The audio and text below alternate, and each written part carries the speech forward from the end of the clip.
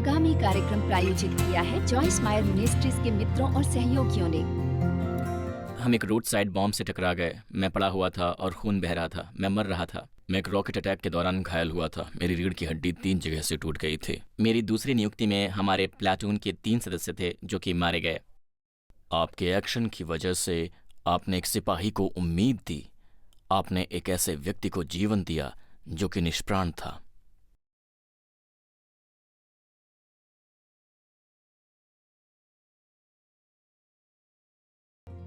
यदि आपका हृदय परमेश्वर के साथ है, आप उन सब ने पूरे मन से प्रेम करते हैं और आपकी उनकी सेवा करने की इच्छा है, तब आपको वो अपना भरोसे का साथी बनाएंगे। आप हैरान रह जाएंगे कि परमेश्वर आपका कैसे इस्तेमाल करते हैं, क्या कुछ करने के लिए।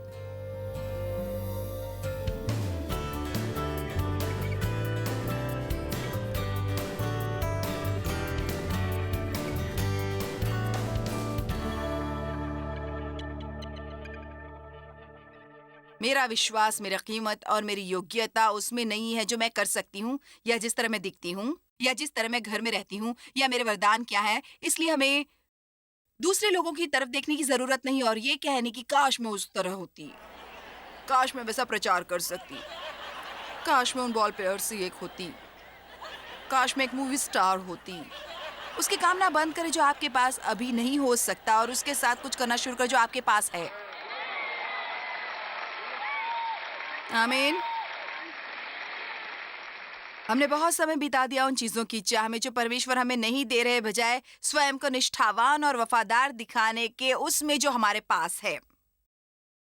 हमने होम बाइबल स्टडी में 5 साल सिखाया 25 लोगों को।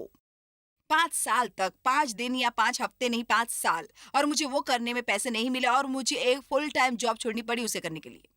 इसलिए 5 साल मुझे इसकी कीमत चुकानी पड़ी। फिर मैंने 5 साल तक किसी और के लिए काम किया और हमेशा मुझसे व्यवहार नहीं हुआ जैसा मैं चाहती थी कि मुझसे किया जाए, ना ही मुझे उतना पैसा मिला।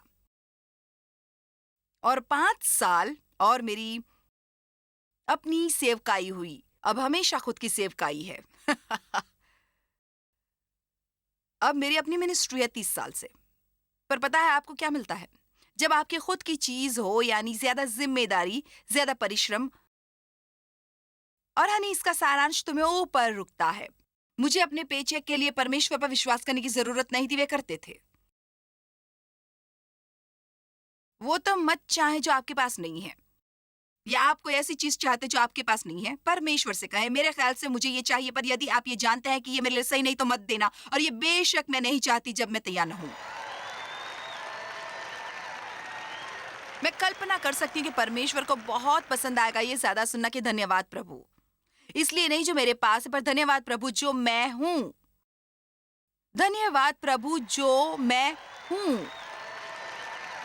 मैं आपके आभारी हूं जो मैं हूं। मैं हूं और मैं स्वयं में सर्वोत्तम होना चाहती हूं जो मैं हो सकती हूं, किसी और की तरह नहीं। ओ, आज ये सभा बेहतर होने वाली है। तो अब पौलुस जो सचमुच, बस मेरा मतलब है पौलुस ने सही स्वरूप अपनाया था। जहां तक उस समय की संस्कृति, उस समय के जमाने का रहन सहन का ताल्लुक था, मेरा मतलब वो उच्च शिक्षा प्राप्त था। वो ना केवल एक फरीसी था, उसने कहा वो फरीसियों के फरीसी है। मेरे ख्याल से वो सबसे प्रधान फरीसी था और इसलिए वो कहता है, पर मैं तो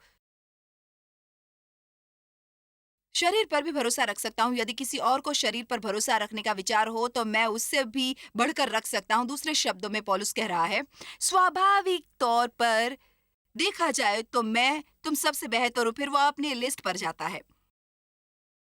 8वें दिन मेरा खतना हुआ इज़राइल के वंश और बिन्यामीन के गोत्र का हूँ। इब्रानियों का इब्रानी हूँ। व्यवस्था के विषय में कहो तो फरीसी हूँ। उत्साह के विषय में कहो तो कलीसिया का सताने वाला, और मुझे ये बहुत पसंद है। व्यवस्था की धार्मिकता के विषय में कहो कथित न्याय, धार्मिकता और परमेश्वर के साथ सही पक्ष। तो निर्दोष था और मुझ में कोई खराबी नहीं पाई गई। अब 2 तरह की धार्मिकता हो जो हम में हो सकती है। या तो हम वो धार्मिकता रख सकते हैं जो आती है नियम और धाराएं पालने से। हम संघर्ष कर सकते हैं स्वयं के बारे में अच्छा महसूस करने से, या स्वयं के बारे में धर्मी महसूस करने के बारे में। क्योंकि हम सब कुछ सही करते हैं और हर कोई हमें पसंद करता है और हमारे लिए तालियां बजाता है, या हम सबको कूड़ेदान में डाल सकते हैं और हम उससे एक्सचेंज कर सकते हैं परमेश्वर की धार्मिकता से, जो केवल मिलती है मसीह को जानने से। पर आपको परमेश्वर की धार्मिकता नहीं प्राप्त हो सकती जब तक कि आप दूसरी धार्मिकता को ना त्याग दें। इसका यह मतलब नहीं कि आप शिक्षित नहीं हो सकते, पर आप ये नहीं सोच सकते कि आप किसी और से बेहतर है। अगर आप अच्छे कपड़े नहीं पहन सकते, पर इसका मतलब अवश्य ये नहीं कि आप किसी और से ज़्यादा बेहतर नहीं हैं, क्योंकि आपके पास अच्छे कपड़े नहीं हैं। तो इसलिए वो लोग जिनमें उन्हें रखने की आवश्यकता नहीं, तो उन्हें कमतर महसूस करने की ज़रूरत नहीं जब कोई और उनके आस-पास है, जिसके पास वो है। मेरे पास संसार के अनुसार सही डिग्रियाँ या सही शिक्षा नहीं है, फिर भी आप वो कर सकते हैं जो मैं कर रही हूँ। दरअसल मेरे पास नहीं है, मेरे पास मेरा मतलब 12वीं तक की डिग्री है। और कई बार अब देखिए, मेरी बात सुनिए, अब मेरे पास बहुत सी डिग्रियाँ हैं टॉप यूनिवर्सिटी की, पर वे सब ऑनररी डिग्री है उस कार्य के कारण जो मैंने अपने किताब के कारण किया है। इसलिए वे ले सकते हैं और वे कह सकते हैं, खैर तुम सचमुच बहुत कुछ जानती हो, हम तुम्हें एक डिग्री देने वाले हैं। खैर मुझे वे पसंद है जिससे मैं बेहतर हुई, मुझे वो मिली और मुझे सुकून मिला। मैं तुमसे ऊब चुकी हूँ कि आप नहीं हुए। मैं उन लोगों को जानती हूँ जो अपनी डिग्रियों के लिए काम करते हैं, आप पता है वो उनका निरादार करते हैं। कोई बात नहीं, मैं ये समझती हूँ, मैं वो समझती हूँ, मैंने जाकर वो मांगी नहीं, वो मुझे दी गई। और कई बार मेरे स्टाफ के अन्य भागों के लोग कहते हैं, आपको ये नहीं बताना चाहिए कि आपको 12वीं तक की ही शिक्षा मिली है, वो आपकी इज्जत नहीं करेंगे। खैर मैंने आपको समझाने की कोशिश की।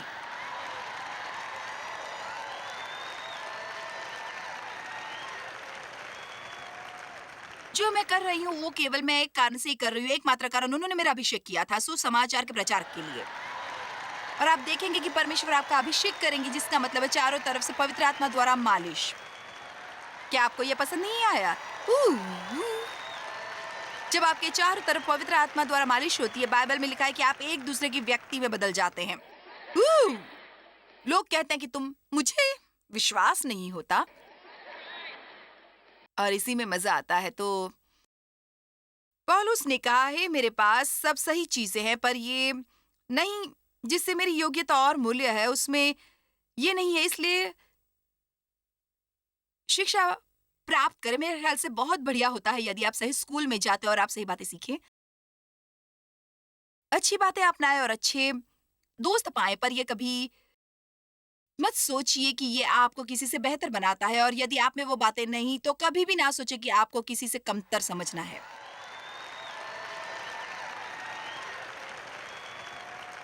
मैं आपको ये समझाने की मदद कर रही हूँ कि यदि आपका हृदय सचमुच परमेश्वर में है, तो उससे पूरे हृदय से प्रेम करें और आप उनकी सेवा करना चाहते हैं, तो आप अपना भरोसा बनाना चाहते हैं। आप अचंभित होंगे कि परमेश्वर आपका इस्तेमाल क्या करने के लिए कर सकते हैं।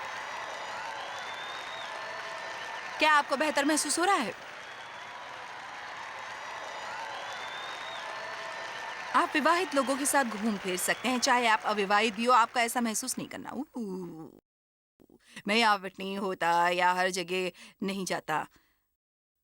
आप गरीब हो सकते हैं और अमीरों के साथ रह सकते हैं। आप अमीर हो सकते हैं और गरीबों के साथ रहें, क्योंकि हम सब मसीह में एक हैं और हमें इसे बंद करना होगा कि हम क्या कर सकते हैं और हमारे पास क्या है और हम कहाँ पैदा हुए थे और अपनी त्वचा का रंग और वो सब चीजें जो हमें अलग करती हैं और बांटती हैं। मुझे बहुत पसंद है जो प्रेरित पौलुस ने कहा, ये बहुत अच्छा है। उन्होंने कहा, देखो वो सब चीजें बेकार हैं और कचरा है, और एक अनुवाद में लिखा है गोबर है, और मुझे इन सबको त्यागने में खुशी होगी। मैं वास्तव में स्वयं को पाऊं और जाना जाऊं उनमें, मुझ में स्वयं द्वारा प्राप्त कोई धार्मिकता नहीं है। अब आप जानते हैं कि बहुत सी बातें सही करते हैं। मेरे ख्याल से मेरे जीवन के इस मुकाम पर मैं गलत के बजाय ज्यादा सही करती हूँ। पर मैं उसके कारण धर्मी नहीं जो मैं करती हूँ, और आप भी नहीं। सचमुच हर दिन के अंत में मैं बेहतर होगा ये सोचती हूँ। प्रभु, मुझे गिनती गिनने की जरूरत भी नहीं है आज। मुझे पता नहीं कि आज मैंने सही किया या नहीं, और मुझे पता नहीं कि मैंने गलत क्या किया, क्योंकि इसमें कोई हानि नहीं है। मैं बस अपना काम करना जानती हूँ। क्या होगा जब आप गिनना बंद करें? मैंने 1 घंटा प्रार्थना की और मैंने बाइबल के 3 अध्याय पढ़े, और मैंने ये हर दिन किया 3 सप्ताह तक। अब आप ओह अपने मित्र के साथ लंच पर जाते हैं जो ठीक नहीं। तुम्हारे प्रार्थनामयी जिंदगी कैसी रही? तो आप तभी किसी को पूछ सकेंगे जब आपकी जिंदगी अच्छी हो। आप समझ रहे हैं?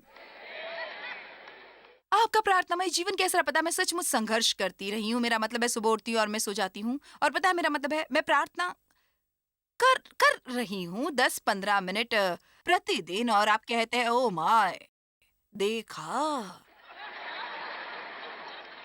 ये है आप। आपको थोड़ी विक्ट्री प्राप्त हुई और आप बाहर के वातावरण में पवित्र साबित हुआ, और ये सब ऐसे ही काम करता है। वे चले जाते हैं। मैं आपको कुछ बताना चाहूंगी। आपकी गवाही देने के लिए भी समय होता है, और समय होता है, समय होता है अपने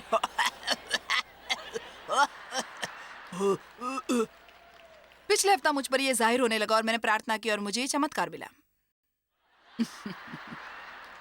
शायद उन्हें ये बताने का सबसे बढ़िया समय ना हो। मेरा मतलब है, आप कह सकते हैं परमेश्वर हमारे चंगाई दाता है, और मैं आपके लिए प्रार्थना करूंगी कि आप चंगाई पाए, पर थोड़ी करुणा रखें। आमीन। लोगों पर थोड़ी दया रखें। कभी भी जो आप नहीं है उसके बारे में बात करने से डरे मत, साथ ही उसकी बात करने से जो आप हैं, क्योंकि मैं आपको कुछ बताना चाहूंगी। यदि आप मसीह में हैं तो हम क्या हैं? हम उनमें हैं, और यदि हम मसीह में हैं तो फिर हम क्या नहीं हैं? हम अभी उनमें नहीं हैं, और वो इसकी भरपाई करेंगे। जो मैं अच्छा करती हूँ वो मुझे करने की योग्यता देते हैं, और जो मैं नहीं कर सकती वो मुझे बल देंगे और मुझे इस योग्य बनाएंगे कि मैं ये आगे कर सकूं।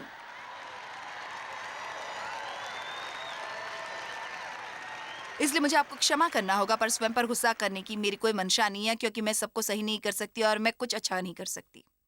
आमीन। आपको गौर से अपने आप को देखने की जरूरत है।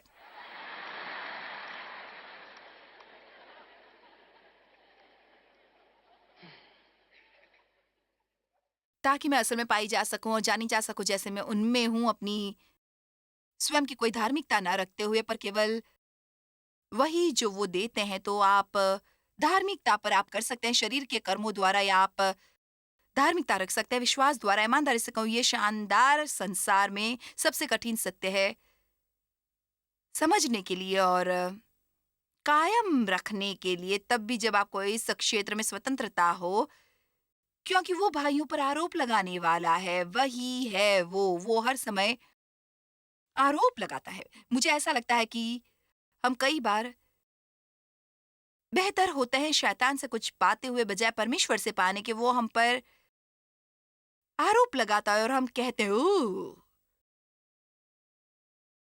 परमेश्वर कहते तुम क्षमा कर दिए गए, तुम मेरे साथ धर्मी ठहराए हो, मुझे पता नहीं।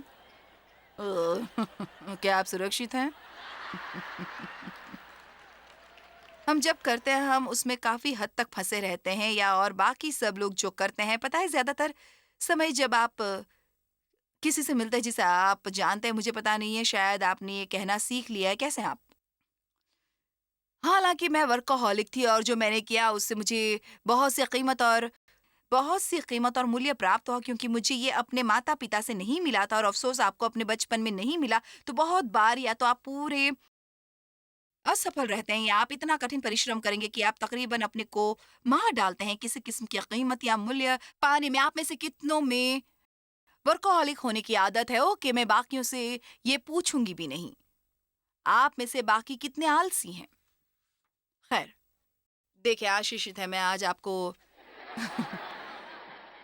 अनुशासन नहीं सिखा रही तो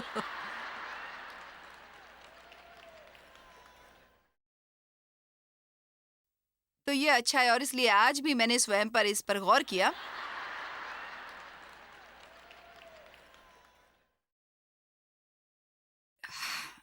यदि कोई मुझसे कहता है कि कल पूरा दिन तुम क्या करने वाली हो, मुझे बेहतर महसूस होगा यदि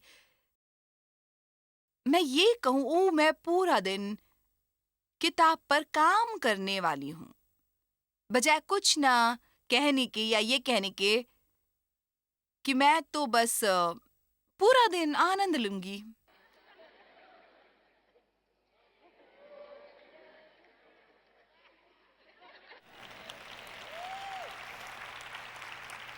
क्योंकि कुछ भी नहीं और आनंद किसी को प्रभावित नहीं करता। असल में कई बार तो थोड़ा बहुत न्याय हो जाता है। मुझे याद है एक औरत एक बार एक मसीही औरत मेरी मित्र उसने अपने जीवन के अगले सीज़न के बारे में परमेश्वर से सुना और मैंने कहा खैर तुम उसके बारे में कैसा महसूस करते हो जो परमेश्वर ने बताया? उसने कहा उन्होंने मुझसे कहा कि बस आनंद लो। मेरा मतलब है मैंने सोचा कि उसने बस डीप एंड में छलांग लगा दी। बस स्वयं का आनंद लो, खैर क्या? क्योंकि मैं स्वयं को काम करते-करते मार डाल रही थी, इसलिए मैं किसी से ये बर्दाश्त नहीं कर रही थी कि वो बस आनंद ले रहे हैं। पता है डेव ने हमेशा स्वयं का आनंद लिया और मैंने बहुत से वर्ष बिताए यहाँ। मुझे इससे नाराज़गी होती रहती थी और मैं नहीं सोचती थी कि वो ज़रा भी आत्मिक है। और बाइबल में लिखा है कि शैतान आता है बस मार डालने को, चोरी करने और विनाश करने को, और यीशु ने कहा मैं आया हूँ ताकि तुम अपने जीवन का आनंद ले सको और इसे बहुतायत से पाओ जब तक कि ये पूरा होकर बहने ना लगे। और इसका ये मतलब नहीं कि हम काम ना करें, पर हर चीज का संतुलन होना चाहिए। यदि संतुलन नहीं, तब हम शत्रु के लिए दरवाजा खोल देते हैं। एक बार मैं अपने एक मित्र से बात कर रही थी जो एक वकील है और मैंने गौर किया कि वो भी यही कर रहे थे। हर बार जब मैंने कहा, वो कहता था खैर अगले सप्ताह मैं छुट्टी पर जाने वाला हूँ पर मैं कुछ काम भी करने वाला हूँ। ये ऐसा है कि हम ये बता देना चाहते हैं कि हम काम कर रहे हैं। क्या आप में से कोई अच्छा समझ रहा है हम क्या बात कर रहे हैं? शायद आप में से कुछ कहते हो मुझे कोई समस्या नहीं, मुझे परवाह नहीं मैं काम करूँ या नहीं करूँ। आपके लिए ये एक उपदेश है। आप किसी दिन वापस आएँगे, पर ये उन लोगों के लिए जो बस शरीर के कार्यों में लगे हैं। और पता है जब आप ऐसे हो जाते हैं, मुझे परवाह नहीं तुम क्या करते हो, ये कभी भी काफ़ी नहीं होता। हमेशा ऐसा महसूस होता है कि आपको कुछ और करने की ज़रूरत है। ये उन व्यक्तियों के साथ होता है जो सोचते हैं, जो आनंद नहीं ले सकते जब तक कि उनका सारा काम समाप्त ना हो। क्योंकि उनका सारा काम कभी भी पूरा नहीं होगा। मुझे परवाह नहीं कि आप कौन हैं और हम बस शायद यही करने की कोशिश कर रहे हैं कि हम एक-दूसरे पर प्रभाव डालें। सबने पाप किया है और सब परमेश्वर की महिमा से रहित हैं, इसलिए सब उचित ठहराए गए और धर्मी बनाए गए और परमेश्वर के साथ सही स्थिति में लाए गए। आप में से कितने ये मानते हैं कि आपने पाप किया? ओके, तब यदि आप उस शास्त्र वचन के पहले वाला आधा भाग मान लें, फिर आगे बढ़कर हम दूसरा भाग क्यों नहीं मानते कि सभी उचित ठहराए गए और परमेश्वर के साथ धर्मी बनाए गए यीशु मसीह के लहू द्वारा। खैर, इस दोष भावना और दंडित भावना के बारे में क्या कहेंगे जिस तरह में सारा संसार महसूस करती हूँ कि खैर ये एक लड़ाई सी है, क्योंकि हम हमेशा उस पर बस नहीं रख सकते जो हम महसूस करते हैं। पर हमें ये सीखना होगा कि कैसे भावना को अपना परमेश्वर बनाना बंद करें और उनके आगे ना झुकें। आप किसी को माफ कर सकते हैं और फिर भी आप उन्हें देखते हैं तो आपको लगता है कि आप उनके आसपास नहीं रहे। इसका मतलब ये नहीं कि आप उन तक चलकर नहीं जा सकते और उनसे बात नहीं कर सकते। हम ऐसी बातें कर सकते हैं जो हमें मुंह पर मुस्कान लाकर करने को मन ना करता हो। हेलो, आमीन। आप उसके लिए तैयार नहीं, ओके? जानते हो यहोशू अध्याय 5 में एक शब्द इस्तेमाल किया गया है जिससे हम शायद वाकिफ ना हो, जो है नामधराई। और इज़राइली इंतजार कर रहे थे जाकर यरीहो पर विजय पाने की। ये उनके लिए पहला शहर होता जिस पर विजय पाकर उन्हें अधिकार करना होता यरदन पास करके। और वो शहर पनाहर के बाहर छानवी डालकर बैठे थे और परमेश्वर ने यहोशू से कहा कि लोगों से कहो कि वे तैयार हो जाए, क्योंकि कल मैं उनसे मिस्र की नामधराई उनसे हटा देने वाला हूँ। और शब्द नामधराई का मतलब है लज्जा, आरोप और दोष भावना। इसलिए व्यवहारिक उदाहरण है, मैं यीशु में विश्वास करती हूँ, मैं नए सिरे से जन्मी थी, मैं जानती थी कि मसीह में मेरे उद्धार करता है, पर फिर भी मुझ में मिस्र में बिताए गए अपने नामधराई याद थे। अभी भी अपने जीवन में अपने नामधराई बाकी थे, क्योंकि जो मेरे साथ बचपन में किया गया था, मेरे पिता ने मेरा यौन शोषण किया था। शैतान ने मुझे यकीन दिला दिया कुछ मुझ में ही खराब होगा। वो मुझ में ऐसा करना चाहते थे जो उन्होंने किया। मेरी सभी अन्य दोस्तों के लिए ये नहीं हो रहा था। खैर, मेरे कोई दोस्त नहीं थे, लोग जिन्हें मैं जानती थी, जिनके साथ ऐसा हुआ हो। और यही ज्यादातर बच्चे करते हैं, यदि उनसे अच्छा व्यवहार ना हो।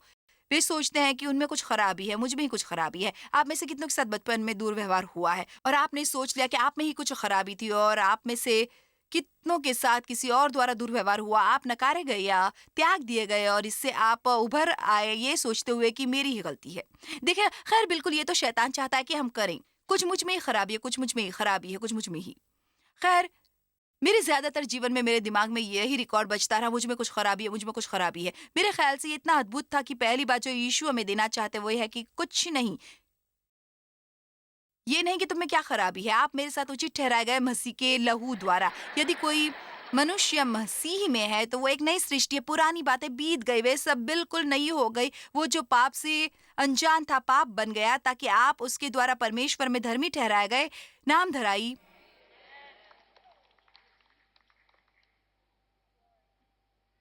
हटनी ही चाहिए, और मेरा मानना है कि परमेश्वर ये करते हैं वचन को सुनने द्वारा। जैसे मैं आज प्रचार कर रही हूँ, मैं ईमानदारी से ये मानती हूँ कि आप में से कुछ के लिए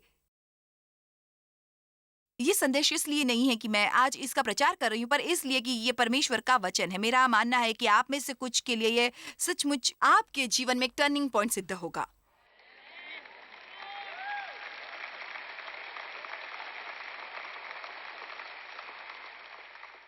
क्योंकि लज्जा नाम धराई का हिस्सा है। लज्जा, दोष, आरोप। लज्जा का मतलब है नाश होना या असफलता ही भाग्य में होना। इसलिए जब आपकी लज्जा वाली छवि होती है, चले भी मेरे साथ रहिए, जब आप अंदर ही अंदर इससे लज्जित है कि आप क्या हैं, तो चाहे आप जो भी करें, पर ये कि आप क्या हैं, आप जीवन में किसी भी बात में सफल नहीं हो सकते। आप में असफलता का श्राप घर कर लेता है और आप कभी भी खुश नहीं होगे। इसलिए मैं पूरी तरह सुनिश्चित हूँ कि जीवन में कोई भी चीज सही नहीं है जब तक कि हम उसे जान ना लें। हम परमेश्वर के साथ धर्मी ठहराए गए यीशु मसीह द्वारा। और शायद मैं कुछ भी सही ना करूं, पर मेरी परमेश्वर के साथ सही स्थिति है जो मुझे उन कबाड़ों से बाहर निकालेगा जिनमें मैं डूबती आई हूँ। वो आपके पांव चट्टान पर धरेगा और आपको जीवन में एक अच्छी स्थिति में लाएगा। लज्जा को हटाना ही होगा, और परमेश्वर आपके लिए वो करेंगे भक्ति और स्तुति से। जब आप वचन में समय बिताते हैं, जब आप वचन सुनते हैं, और आप होते जाएंगे बेहतर और बेहतर और बेहतर और बेहतर। और एक दिन अचानक ये जानेंगे, हे, मैं अब स्वयं से नाराज नहीं हूं, अब मैं अब स्वयं को दोषी नहीं मानता। पता है क्यों? इसलिए क्योंकि बाइबल में लिखा है, जब वे मरे हम मर गए, ताकि वो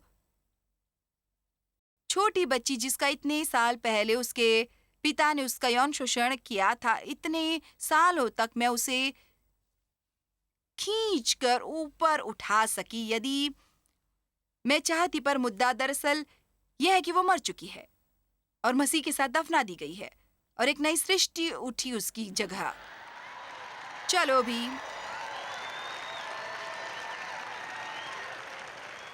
नहीं, आप पुराने के बारे में बात करना क्यों नहीं छोड़ देते? समय आ गया है कि आप उसे भूल जाएं जो किसी ने आपके साथ किया था, जो किसी ने आपके लिए किया था। समय आ गया है कि अतीत की नामधराई को आप जाने दें और उस पर विश्वास करें जो वचन कहता है। ये वो दिन है जो परमेश्वर ने बनाया है, मैं इसमें आनंदित रहूंगी। मैं मसीह में एक नई सृष्टि हूँ। मेरे पास एक छोटा सा जीवन है जीने के लिए, और मैं इसे निडरता से जीऊंगी और मैं इसे आत्मविश्वास से जीऊंगी, क्योंकि मैं परमेश्वर के साथ धर्मी ठहराई गई यीशु मसीह के लहू द्वारा। आमीन, आमीन।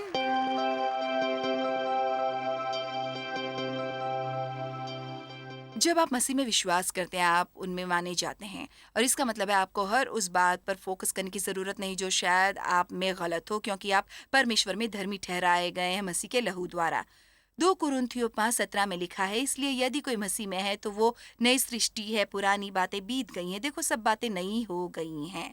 पता है, हम हमेशा आपको परमेश्वर का वचन पेश करना चाहते हैं। मुझे ये भी नहीं पता कि मैं आपको कैसे बताऊं कि परमेश्वर का वचन कितना महत्वपूर्ण है, पर यह महत्वपूर्ण है कि आप इसे स्वयं ले लें और इसे अपने मन को नया करने दें, और वो समय इस्तेमाल करें जब आप गाड़ी चला रहे हैं या घर में काम कर रहे हैं या दूसरे काम कर रहे हैं, वचन सुनते हुए, पर साथ ही समय निकालें, एक नोटबुक लें, अपनी बाइबल लें, बैठें और सुने, ताकि आप इसे पूरी तरह ग्रहण कर सकें। परमेश्वर आपको आशीष दे और आपका दिन शानदार हो और ध्यान रहे, आप इसका आनंद लें।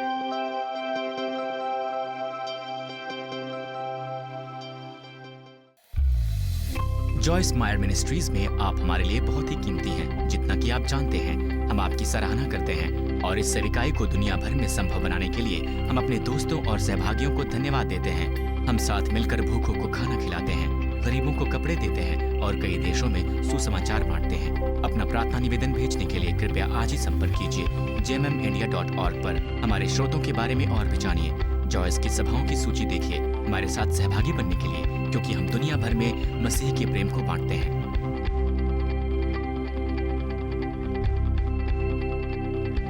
इसका खर्च उठाया है जॉयस मायर मिनिस्ट्रीज के मित्रों और सहयोगियों ने।